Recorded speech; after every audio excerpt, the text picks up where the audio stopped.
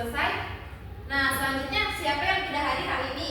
Hadir semua. Alhamdulillah. Oke, kita langsung ke materi kali ini. Nah, kira-kira di pertemuan sebelumnya itu kan Ibu udah ngajarin kalian tentang semikonduktor ya. Nah, ada gak sih contoh komponen listrik yang terbuat dari bahan semikonduktor? Transistor ya, betul Yori. Nah, kira-kira apa sih fungsinya transistor itu?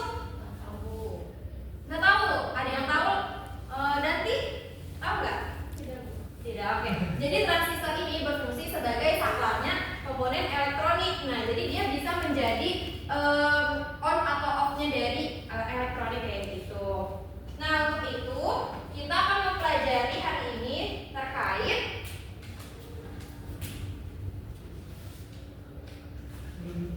prinsip gerbang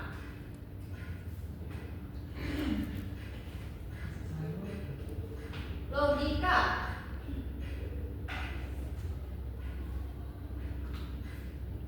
Oke. Jadi materi kita pada hari ini yaitu prinsip gerbang logika.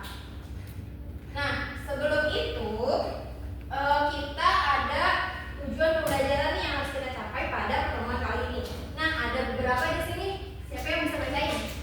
Lydia, Asli, silakan. Yang pertama ada peserta didik mampu menginterpretasikan konsep sistem bilangan biner 0 dan 1 dalam sistem digital dengan benar. Yang kedua ada peserta didik mampu menghubungkan prinsip gerbang logika dengan proses pengambilan keputusan pada perangkat digital melalui analisis kasus fingerprint pada smartphone secara logis dan beruntut. Ketiga, peserta didik mampu membedakan karakterisasi gerbang logika AND dan OR berdasarkan simbol serta tabel kebenarannya melalui simulasi Tinkercad dengan tepat. Yang keempat, peserta didik mampu menyimpulkan hubungan antara input dan output pada gerbang logika AND dan OR melalui pengamatan hasil simulasi dengan tepat. Oke, betul sekali. Nah, jadi di gerbang logika ini ada namanya komponen-komponen kecil di dalamnya. Nah, gerbang logika juga memiliki beberapa jenis ya. Nah, coba kalian perhatikan gambar di depan ini. Siapa yang bisa nyimpulin dari gambar di depan? Kira-kira itu ada otak, terus ada perangkat elektronik yang sering kita pakai. Berarti bekerja dengan anak belum tepat ya. Nah, jadi gerbang logika ini merupakan dianalogikan sebagai otak dari komponen listrik gitu. Nah, gerbang logika memiliki beberapa jenis gerbang logika. Di sini ada AND, OR, NOT dan lain-lainnya. Nah, untuk pertemuan kali ini kita akan membahas gerbang logika ya AND dan OR seperti itu. Nah, di kehidupan sehari-hari kita, kalian pasti sering kan menjumpai perangkat-perangkat elektronik. Coba sebutin apa aja yang biasa kalian pakai di perangkat elektronik. Smartphone, laptop, TV. Oke. Nah, gimana sih cara kerja dari perangkat-perangkat listrik ini? Kok bisa ya perangkat listrik ini menyimpulkan hasil dari informasi yang dia peroleh, jadi bisa otomatis kayak gitu? Gimana? Kebayang nggak? Nggak kebayang. Oke, nah untuk itu kita akan mempelajari konsep dasar dari prinsip gerbang logika. Nah, sekarang coba perhatikan video berikut.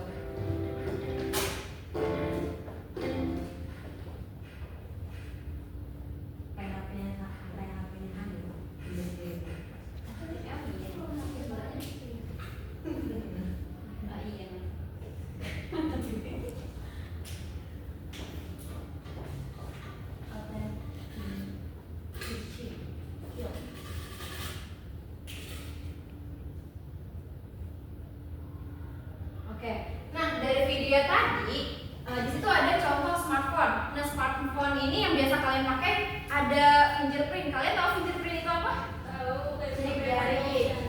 Sidik jari kurang tepat. Gimana? Sidik jari untuk bikin HP. Buat membuka HP.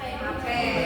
Nah, jadi di HP ini kira-kira kenapa ya HP kita tuh bisa dibuka hanya dengan kitanya sendiri yang punya? Kenapa? Karena sidik jari kita Bu. Iya, kan cuma saya doang.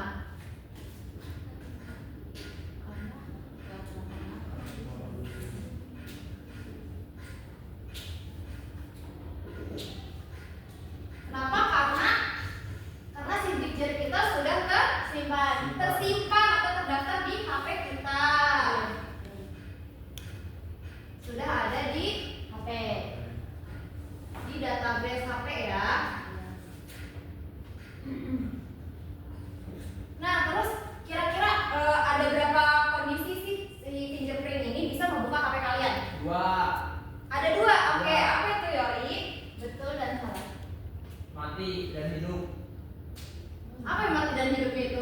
Kondisinya. Apa sih nyala dan mati? Kalau tangan nggak basah, Bu.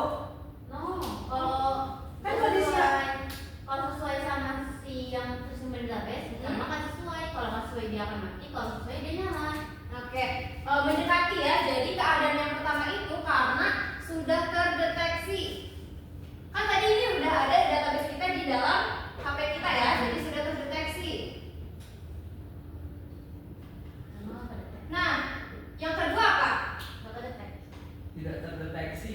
Bukan, ada satu kondisi lagi. Kira-kira apa yo? Oh iya, nggak tahu tuh. Apa itu? HP-nya mati, lo tau? Kalau misalkan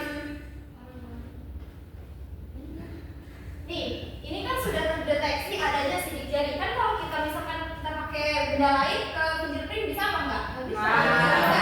Nah, terus yang kedua itu adanya sidik jari yang sudah terdaftar. Bedanya sama yang apa? Nih, kan kalau misalkan sudah terdeteksi itu artinya yang kita daftarkan di fingerprint itu adalah sidik jari. Bahwasannya itu betul sidik jari, itu terdeteksi sidik jari. Nah, yang kedua itu sidiknya terdaftar, sidik jari kita udah terdaftar di situ, makanya bisa dibuka gitu. Itu deteksi. Oke, selanjutnya ibu akan membagi menjadi dua kelompok ya. Sebelah sini kelompok 1, sebelah sini kelompok 2. 4 sampai 5 orang ya. Kalau pada detik apa? Selanjutnya kalian bisa buka di halaman 3. Halaman 3 fase 1. Nah, di fase 1 itu kan tadi udah ada video yang ditampilkan ya. Nah, sekarang kalian jawab pertanyaan yang ada di sini. Kalian rumuskan gimana sih kira-kira dari hasil yang tadi. Makanannya ditaruh dulu ya. Oke, yang pertama ada mengapa smartphone tetap terkunci meskipun seseorang telah menempelkan jari pada fingerprint? Karena nggak terdaftar. Karena nggak cocok gitu, karena dia tidak terdaftar dengan yang ada di database HP-nya gitu. Nah, kemudian bagaimana smartphone ini menentukan apakah pengguna yang mencoba masuk adalah pemilik perangkat sebenarnya? Gimana kira-kira? Terbuka, terculik. Oke. Nah, selanjutnya kalian bisa membaca di fase 2 apa itu gerbang logika dan lainnya. Kemudian kalian ke fase 3 kita melakukan simulasi. Nah, silakan di scan yang ada di layar berikut. Scan.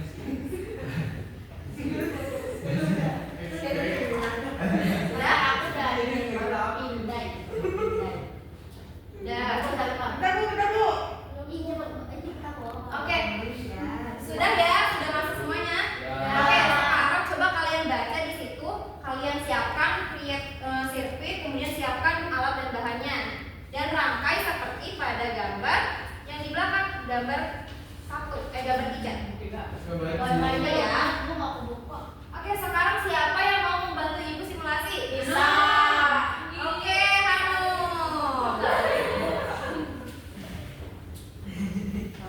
Nah, sebelumnya di sini kita ada 2 percobaan. Nah, dari 2 percobaan ini yang membedakan adalah jenis gerbang logikanya dengan kondisi yang sama gitu. Nah, kita lihat ini kan ada sensor sidik jari terdeteksi sama sesuai database. Nah, yang pertama kita pakai IC yang berapa? 7408. Nah, kalau misalkan saklek on off itu kan kalau on di sebelah sini, kalau ke sini tuh on ya. Ini on, ini on, ini off gitu. Mana nih udah kali? Nah, sekarang kita coba kalau misalkan tadi di tabel kebenarannya yang pertama itu kita uji 00 dulu. Sorry, it's not changing. Oke. Nah, ini Oh, you need to start. ya, kita start. Nah, kemudian ini kan 00 dulu. 00 nyala atau tidak lampunya? Mati. Mati. Kalau mati berarti outputnya lanjut. Ini nyala, ini nyala. Nah, berarti kalau 11 itu nyala. artinya nyala. Nah, selanjutnya kita ke percobaan yang kedua yang diganti apanya?